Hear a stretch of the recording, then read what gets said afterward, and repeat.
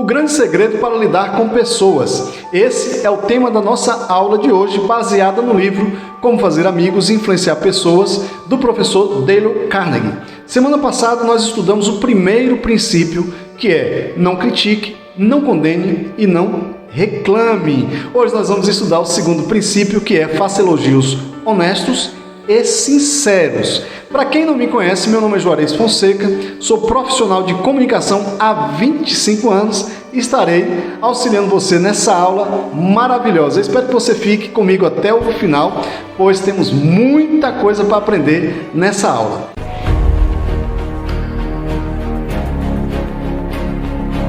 Já parou para pensar que só existe uma maneira de conseguir que alguém faça alguma coisa? Isso mesmo, apenas uma, que é convencendo o outro a querer fazer. Não existe outro modo, a não ser que, claro, à base de violência, a pessoa consiga tirar um celular, um documento, assaltando ali a base de um revólver, ou até mesmo um chefe ameaçando desempregar o funcionário e o funcionário ali seja obrigado. Só que essa pessoa só vai conseguir a cooperação até enquanto ele estiver presente. Virou as costas, já foi. Da mesma forma, é um pai que obriga um filho em cima de ameaças de castigo para que ele faça alguma coisa. De formas assim, vamos ter consequências sempre desagradáveis. Então, só existe uma forma de conseguir que alguém faça algo, é dar à pessoa o que ela quer. O que você quer?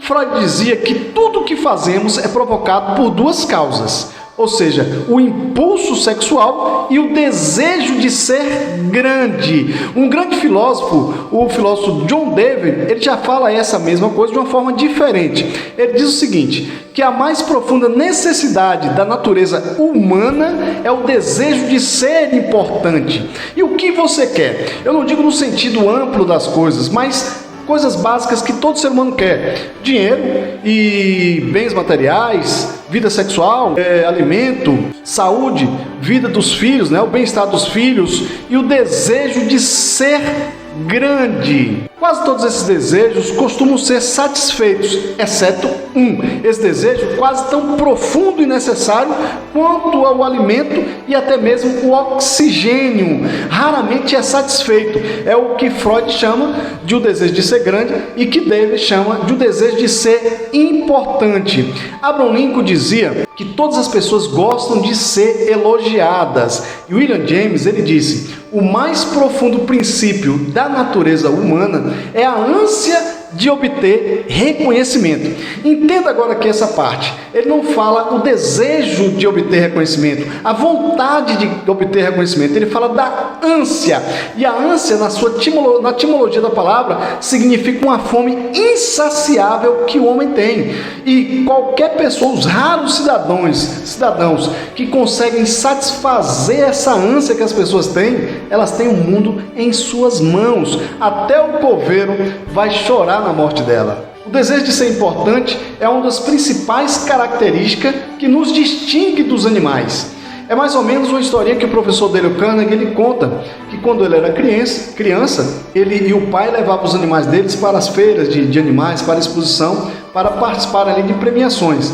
Os animais deles, muitas vezes premiados, quando ele chegava em casa, quando as pessoas visitavam ele tinha aquela alegria de mostrar os troféus dos animais. Para os animais não dizia nada, mas para ele trazia essa sensação de importância que todos nós precisamos. Sem essa sensação de importância, nossa civilização já teria acabado há muito tempo.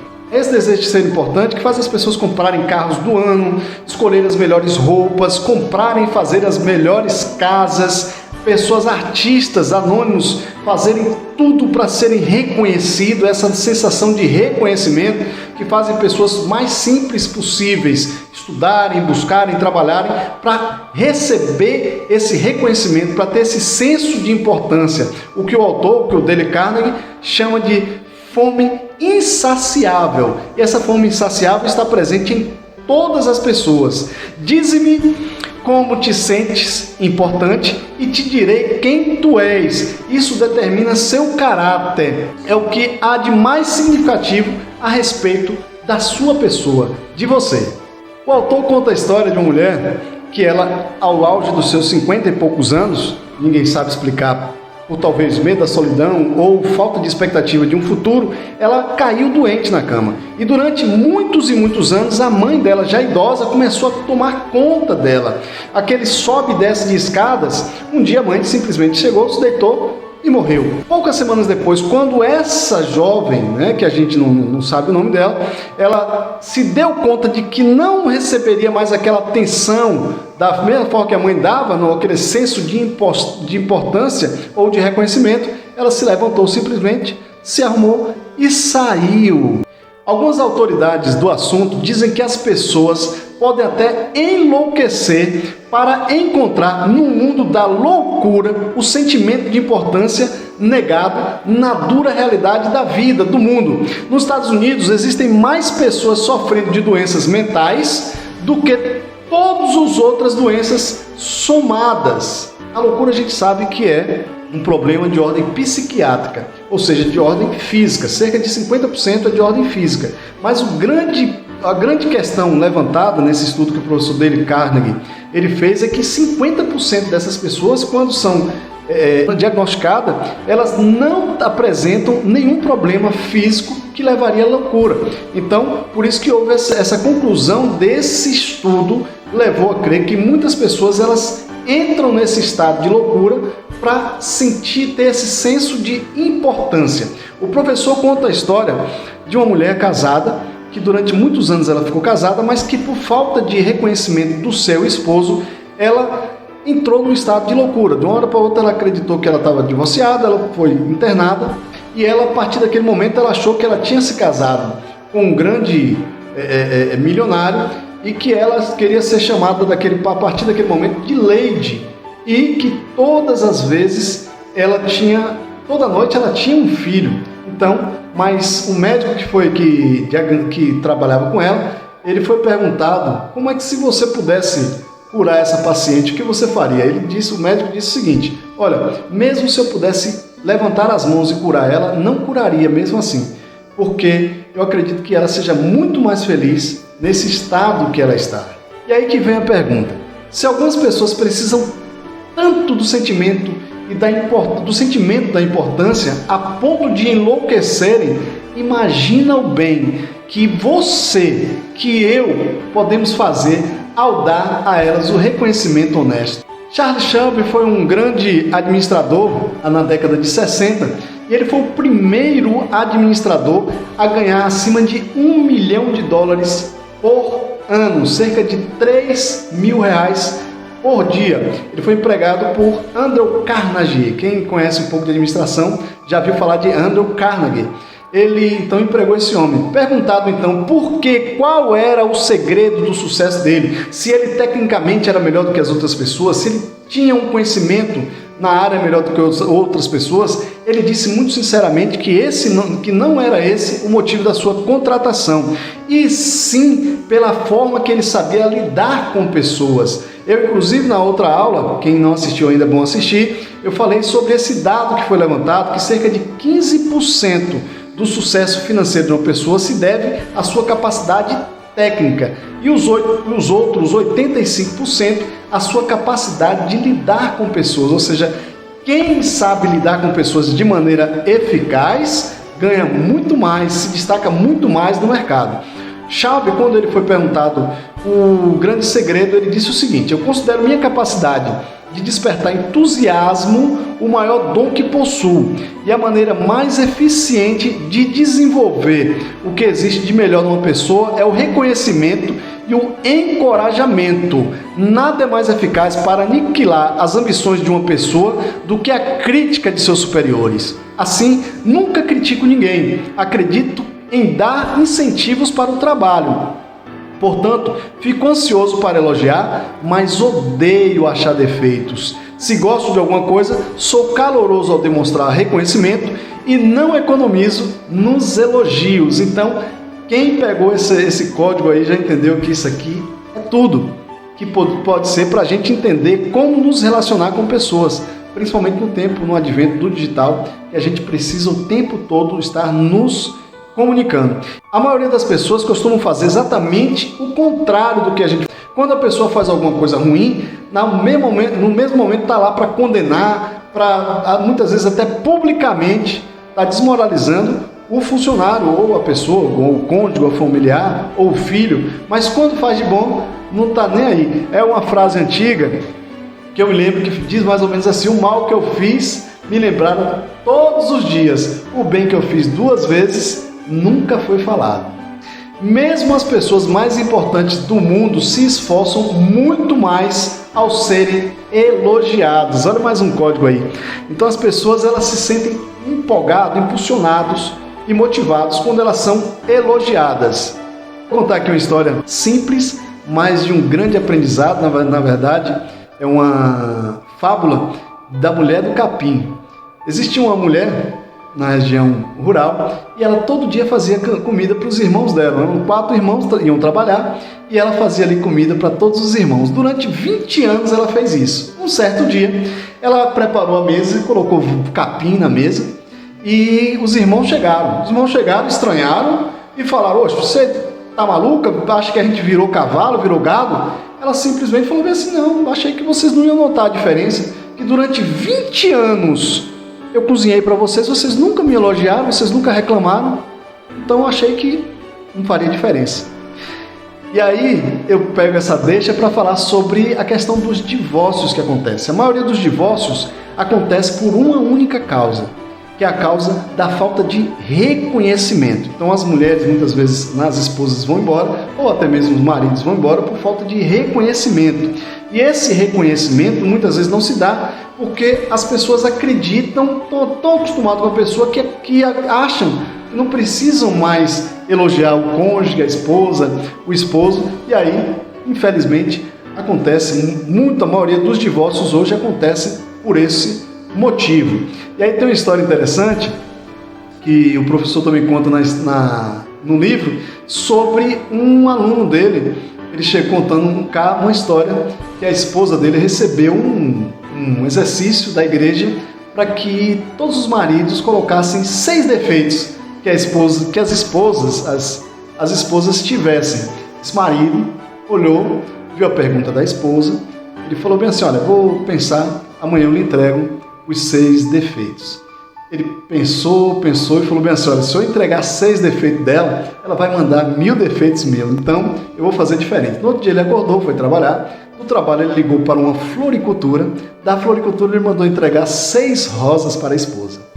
E com as rosas mandou um bilhete dizendo: "Olha, eu não encontro defeito nenhum em você, pelo contrário, eu amo você do jeito que você é." Então, quando no próximo domingo, no domingo seguinte, que a esposa levou esse exercício, levou essa notícia para a igreja, as pessoas se encantaram e falaram: "Olha que coisa interessante." E todo mundo, as mulheres, vieram congratular ele, né, sobre aquela atitude que ele teve. E ele disse o seguinte, que foi naquele momento que ele entendeu realmente o que era o dom do reconhecimento. O professor Dale Carnegie, ele conta a história que ele fez um jejum de 6 dias. No 6º dia ele já não sentia tanta fome. E geralmente quem tem o costume de fazer jejum sabe disso. No primeiro dia é torturante, no segundo é muito difícil, mas já lá pro último dia você já não sente tanto, porque o seu estômago já está acostumado em não receber tanto alimento. E o corpo, claro, tem vários mecanismos. Claro que eu não recomendo ninguém fazer jejum prolongado, mas é assim que funciona. E aí ele entrou nesse questionamento, que ele falou o seguinte: "Olha, imagina se eu ficasse 6 dias sem dar alimento para os meus filhos, para minha esposa, para minha família, as pessoas iriam me condenar." Mas aí ele faz a analogia da seguinte maneira: e muitas pessoas ficam 6 dias sem dar atenção, sem dar reconhecimento a seus filhos, a sua esposa, 60 dias, 6 anos, e muitos deles passam até 60 anos sem nunca ter dado um elogio, sem nunca ter dado essa oportunidade da pessoa se sentir importante, que é um direito válido de todos nós. É como o autor já falou, sem esse senso de importância, se nossos antepassados eles não tivessem esse senso de importância, a nossa civilização já teria acabado há muito tempo. Agora, algo que a gente tem que entender é uma diferença muito grande entre o que é elogios honestos e sinceros para o que é bajulação. O professor Dale Carnegie deixa isso bem claro, que existe uma diferença muito grande. A longo prazo, a bajulação traz mais danos do que benefícios. É a falsificação, e assim como o dinheiro falso, ele retorna dando muitos problemas. A diferença entre reconhecimento e bajulação é muito simples. Uma atitude é sincera e a outra não. Uma vem de coração e a outra da boca para fora. Uma é generosa e a outra é egoísta. Uma é universalmente aceita e a outra é universalmente condenada. Não temos que ter medo do inimigo que nos atacam. Temos que ter medo dos amigos que nos bajulam. Essa foi a frase que ficou no lápis de um dos maiores generais do México, e o professor dele ele traz isso aqui pra gente. Então a gente tem que ter muito cuidado em relação a isso. O que o professor dele ele propõe nesse princípio, faça elogios honestos e sinceros, é um novo estilo de vida, é algo que a gente tem que implementar como um hábito em nossa vida. Esse princípio ele tem que ser um hábito, ele tem que fazer parte da nossa vida, da mesma forma que a gente acorda, que a gente toma banho, que a gente escova os dentes, tem que ser um hábito. Existe uma frase que diz assim, ensina-me a não oferecer nem receber elogios baratos. A bajulação ela não passa disso, são elogios baratos. A bajulação é dizer ao outro exatamente o que ele quer ouvir, e nós não estamos aqui para isso. O grande filósofo Emerson ele diz o seguinte: empregue a linguagem que você quiser, mas você só conseguirá dizer quem você é. Se a bajulação resolvesse todos os problemas, todos nós aprenderíamos o truque e seríamos especialistas em relações humanas, mas ela não resolve, pelo contrário, a gente já falou que ela só traz vários problemas, é igual dinheiro falso. Quando você solta, ele dá problema grande, a gente sabe disso.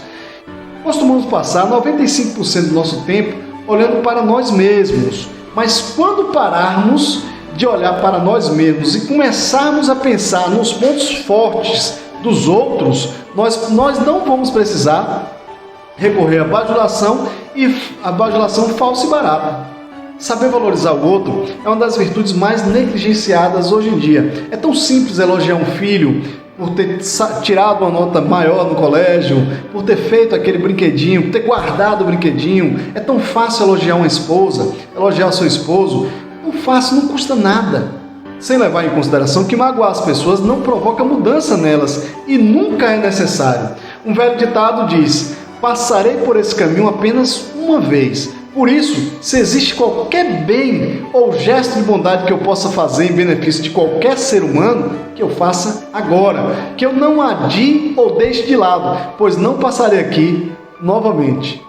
Emerson disse: todo homem que encontro é superior a mim de algum modo, e nesse particular eu aprendo com esse. Se isso valeu para Emerson, provavelmente 1000 vezes mais verdadeiro para a gente, vale muito mais para a gente. Vamos parar de pensar em nossas realizações, nossos desejos e tentar descobrir os pontos fortes das outras pessoas. Esqueça a bajulação, ofereça um reconhecimento honesto e verdadeiro, seja caloroso ao demonstrar reconhecimento e não economize nos elogios. As pessoas prezam e guardarão suas palavras, repetindo-as pelo resto da vida, pela vida inteira, pelo resto da vida, mesmo anos depois de você ter se esquecido delas. Para concluir, eu vou contar a história de um amigo meu, Assis Amâncio. Assis Amâncio, Papai do Céu já levou, mas ele marcou a minha vida porque ele me fez um elogio honesto e sincero que eu nunca vou esquecer de Assis Amâncio. Hoje, inclusive, o teatro daqui de Santo Antônio de Jesus, o Centro Cultural da cidade, onde eu moro, recebe o nome de Assis Amâncio. Assis é uma pessoa muito querida. Eu, como repórter, eu cometi um gafe, digamos assim, e fui muito perseguido. Foi uma situação muito difícil que eu passei, e por vários dias não estava conseguindo nem sair de casa. E Assis, ele usou as redes sociais dele para fazer uma defesa para mim que ficou no meu coração para o resto da vida.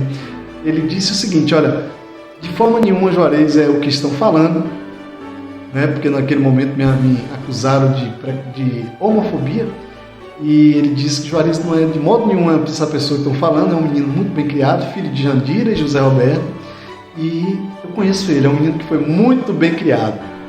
Naquele momento, acabou toda essa euforia das pessoas tentando me atacar, né? Claro que não foram, de forma generalizada, foram algumas pessoas, de forma errônea, que me atacou, e aquilo acabou naquela hora, e até hoje eu lembro dessa pessoa. Então ele fez para mim, ele teve um reconhecimento maravilhoso, ele fez um elogio honesto, sincero, que eu vou levar para o resto da vida. E para vocês que assistiram a aula até aqui, eu agradeço a vocês. Peço que vocês, se não seguem ainda o nosso canal, faça seguir. A gente vai estar aqui melhorando mais e mais a cada dia. E ative o sininho para a próxima aula você ser notificado. Toda terça-feira e toda sexta a gente tem aula aqui. Beijo no coração.